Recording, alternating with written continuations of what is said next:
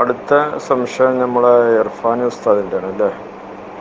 പിന്നെ ദിവസങ്ങളുടെ പ്രത്യേകത എന്നത് യാഥാർത്ഥികമാണ്. എന്നാൽ നഹസ് എന്നത് അതിന് പിന്നെ അടിസ്ഥാനപരമായ അസലിയായിട്ടുള്ള ഒരു വസ്തുത നമ്മുടെ ഫത്താവയിലൊന്നും രേഖപ്പെടുത്തിയിട്ടില്ല.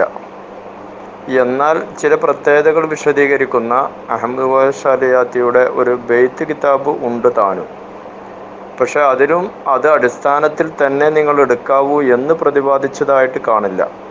കാരണം അത് ചിലപ്പോഴൊക്കെ ഉസ്താദക്കന്മാർ പണ്ഡിതന്മാരൊക്കെ അതെടുത്ത് പറയുന്നുണ്ട് എന്ന അറിവുകൊണ്ടാണ് ഞാൻ അങ്ങനെ പറയാൻ കാരണം. ഏതായാലും തന്നെ അത് കയ്യിൽ കിട്ടുമ്പോൾ ഒന്ന് ശ്രദ്ധിച്ചാൽ മതി. നമുക്കറിയാം ദിവസങ്ങളിൽ വെച്ച് ഏറ്റവും സയ്യിദുൽ അയ്യാം അതാരാ? വെള്ളിയാഴ്ച.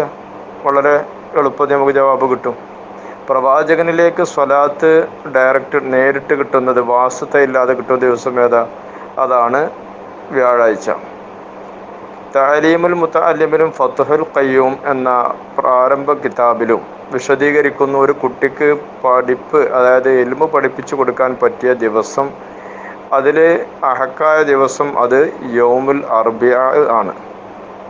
അത് നഹസ് എന്ന അടിസ്ഥാനത്തിലല്ല പറയുന്നതൊന്നും എന്ന് ആദ്യം നമ്മൾ ഓർക്കണം. യൗമുൽ അർബിഅ. പിന്നെ പ്രവാചക ജന്മം കൊണ്ട് അനുഗ്രഹീതമാണ് തിങ്കളാഴ്ച ദിവസം. കാരണം അന്ന് നോമ്പനുഷ്ഠിക്കൽ സുന്നത്താണ്. അതിന് കാരണം ചോദിച്ചപ്പോൾ പ്രവാചകൻ തന്നെ പറഞ്ഞത് ഉലിദ ഫി, അതിലാണ്, ആ ദിവസത്തിലാണ് എന്നെ പ്രസവിക്കപ്പെട്ടത്. ഇങ്ങനെയുള്ള പ്രത്യേകതകൾ ആണ് ആ ദിവസങ്ങൾക്കൊക്കെയും ഉള്ളത്. പിന്നെ മറ്റ് ദിവസങ്ങളുടെ പ്രത്യേകതകളിൽ ചില സ്ഥലങ്ങളിൽ അത് ഇങ്ങനെ പറയുന്നു. അതായത് ചൊവ്വാഴ്ച ദിവസമാണ് നരകത്തെ പടച്ചത് എന്നുണ്ട്. അതുപോലെ യാത്ര ചെയ്യാൻ പറ്റിയ ദിവസം ശനിയാഴ്ച എന്ന് ചില സ്ഥലങ്ങളിൽ കാണാം. അതുപോലെ തന്നെ ആഭരണങ്ങളും മറ്റുമൊന്നും മേടിക്കുന്നത് ഉചിതമല്ല ഞായറാഴ്ച എന്ന് ചില തംബീഹ് എന്ന പോലുള്ള കിതാബുകൾ കാണാനുണ്ട്. ഇതൊന്നും മസ്അലപരമായിട്ട് എടുത്തു പറയാൻ പറ്റുന്നത് അല്ലതാണ്. അപ്പോൾ നമ്മൾ തിങ്കൾ, വ്യാഴം, അതുപോലെ തന്നെ വെള്ളി, ബുധൻ, ഈ ദിവസങ്ങളിൽ ഇങ്ങനെയുള്ള പ്രത്യേകതകളും ഉണ്ട്.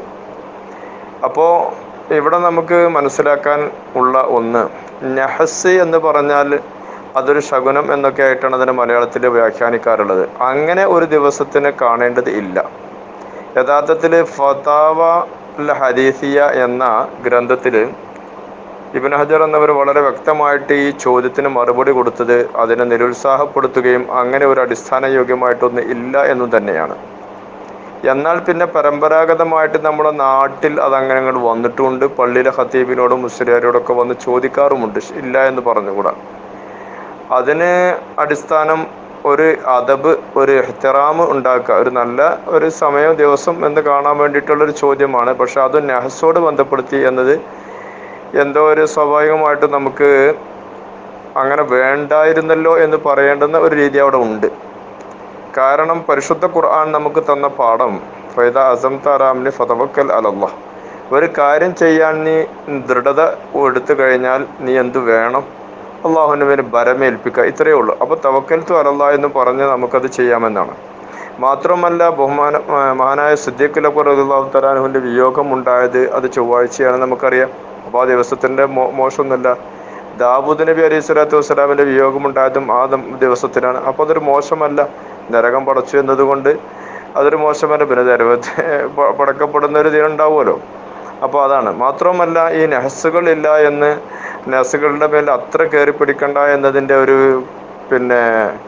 അനുഭവ സമ്പത്ത് എൻ്റെ അടുക്കലുണ്ട്. ഞാൻ ബുഖാരി ഓതാൻ വേണ്ടി ശ്രമിക്കുന്ന ആ സമയത്ത് ഞങ്ങളുടെ ഉസ്താദ് ബുഖാരി ഞങ്ങൾക്ക് എടുത്തു തന്നത് ബുധനാഴ്ചയല്ല ചൊവ്വാഴ്ചയാണ്. അങ്ങനെ നഹസ് ഉണ്ടെങ്കിൽ നമുക്ക് ബുഖാരി തുടങ്ങി ചൊവ്വാഴ്ച ആക്കാമെന്ന് പറഞ്ഞു. അപ്പോൾ അത് ഇല്ല എന്നതിനൊരു അടിസ്ഥാനയോഗ്യമായ തെളിവാണ് എന്ന് അറിയിച്ചു തരാൻ വേണ്ടിയിട്ടായിരുന്നു അങ്ങനെ ചെയ്തത് എന്നർത്ഥം.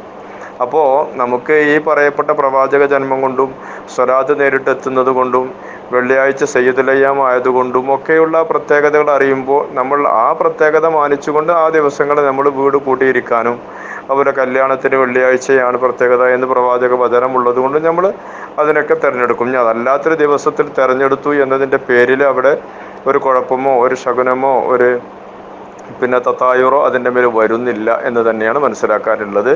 അത് ഫത്താവൽ ഹദീസിയയിൽ അത് വ്യക്തമായിട്ട് പറഞ്ഞിട്ടുമുണ്ട്. അപ്പോൾ ആ നിലക്ക് നമുക്കതിനെ ചിന്തിച്ചാൽ മതിയെന്ന് ചെറിയ വാക്ക് ഓർമ്മപ്പെടുത്തുന്നു. ഇൻഷാ അല്ലാഹ് മറ്റ് ക്ലിപ്പുകൾ ഞാൻ മുമ്പ് പറഞ്ഞിട്ടുണ്ട്, അത് അവിടെ അഡ്മിൻസിൻ്റെ ശ്രദ്ധയിലുണ്ട് എന്ന് ഞാൻ മനസ്സിലാക്കുന്നു. ഇൻഷാ അല്ലാഹ് അതും ഇങ്ങോട്ട് വരും. അപ്പോൾ ഇൻഷാ അല്ലാഹ് നമുക്കതൊന്നും കൂടി ശ്രദ്ധിക്കാം എന്ന് ഓർമ്മപ്പെടുത്തിക്കൊണ്ട് മറ്റ് സംശയങ്ങളിലേക്ക് പോവാം. അള്ളാഹു ഖൈറിനെ പറയാൻ, അത് കേൾക്കാൻ, അത് വെച്ച് പ്രവർത്തിക്കാനും പ്രായോഗികമാക്കാൻ ഷെയർ ചെയ്യാൻ നമുക്ക് തൗഫീഖ് ചെയ്യട്ടെ. ദുആ വസിയത്തോടെ അസ്സലാമു അലൈക്കും വറഹ്മത്തുള്ളാഹി വബറകാതുഹു.